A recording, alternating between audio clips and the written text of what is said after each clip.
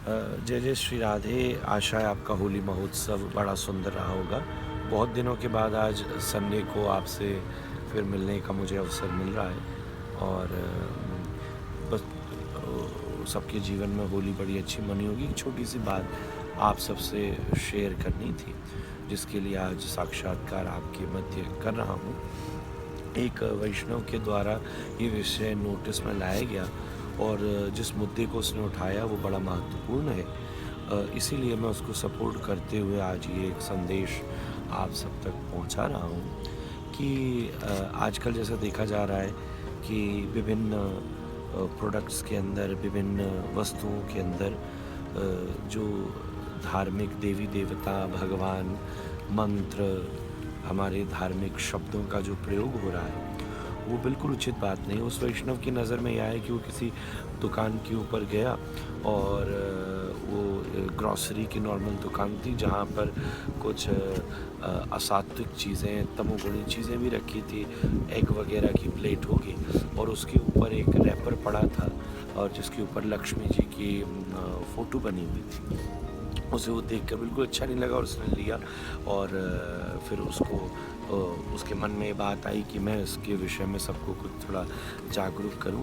और मैं विशेष उन कंपनियों से प्रार्थना करता हूं कि जो भी अपने प्रोडक्ट्स हैं, ओम हुआ या चलो भगवान का नाम लिखना फिर भी एक आसान चीज़ है, पर कम से कम चित्र है। दिवाली के समय इतने पटाखों के ऊपर लक्ष्मी बम और गणेश फुलझड़ी ऐसे लिखकर उसका प्रयोग करना तो कहीं ना कहीं वो एक अमर्यादा को ही प्रस्तुत करता है। हमारी सबकी श्रद्धा बड़ी दिव्य है, तो श्रद्धा का व्यापारीकरण उचित नहीं है।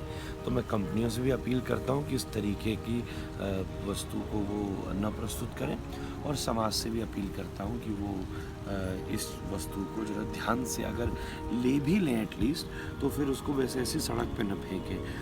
अगर ऐसी चीज़ आपके हाथ में आ रही है जिसके रैपर के ऊपर, जिसके पैकेट के ऊपर कोई भी सात्विक चीज़ किसी भी धर्म की उल्लिखित है, केवल मैं हिंदू धर्म की बात नहीं कर रहा, अगर उसमें कोई कुरान की आयत है, अगर उसमें कोई बाइबल का क्रॉस बना हुआ है, अगर उसमें ग्रंथ साहब का सतनाम लिख रहा है, किसी भी धार्मिक किसी भी चिन्ह का उल्लेख है, तो ऐसी चीज़ आपके हाथ में है तो सड़क पर ही न फेंक दें, नाली पर ही न फेंक दें, कहीं भी उसका ऐसा दुरुपयोग न हो। उसको उचित स्थान पर, सम्मानित स्थान पर ही उसको करें। नदियों में भी विसर्जित ना करें अगर प्लास्टिक है तो। और अगर कंपनियां भी इस चीज़ का प्रयोग बंद करेंगे तो नदियों में भी शुद्धिकरण होगा, क्योंकि इस प्रकार की जो सामग्री है, जो जानकार लोग हैं वो उन्हें नदियों में ही फेंकते हैं, उससे नदियां भी प्रदूषित होती हैं। तो रिवर का जो पॉल्यूशन है, एनवायरमेंटल पॉल्यूशन है, उस पर भी ध्यान जाएगा और किसी की श्रद्धा भी आहत नहीं होगी।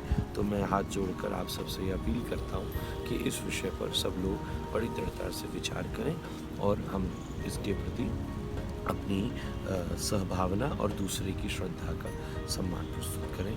फिर से पुनः धन्यवाद। जय श्री राधे।